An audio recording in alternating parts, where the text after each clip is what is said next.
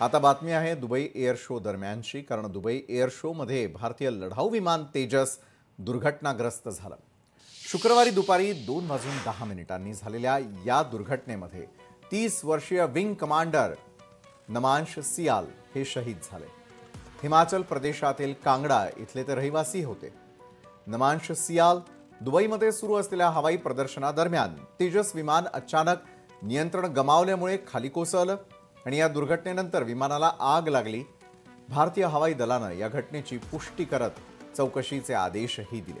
दरम्यान आता या अपघातापूर्वीचा व्हिडिओ देखील समोर आलेला आहे, ज्यामध्ये भारताचे धाडसी पायलट विंग कमांडर नामनाश सयाल, संरक्षण राज्यमंत्री संजय सेठ, यूएई मधील भारतीय राजदूत दीपक मित्तल आणि परराष्ट्र मंत्रालयाचे अतिरिक्त सचिव असीम महाजन यांच्या सोबत दिसतात।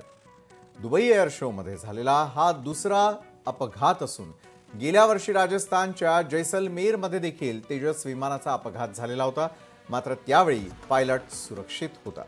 या दुर्घटनेमुळे भारतीय लढाऊ विमान तेजसच्या सुरक्षिततेवरही प्रश्नचिन्ह निर्माण झालेलं आहे। वायुदल शोकाकुल असून शहीदाच्या कुटुंबियांना पूर्ण सहानुभूती त्यांच्यातर्फे व्यक्त करण्यात आलेली आहे। लोकशाही मराठी ऐका, पहा, जागरूक रहा।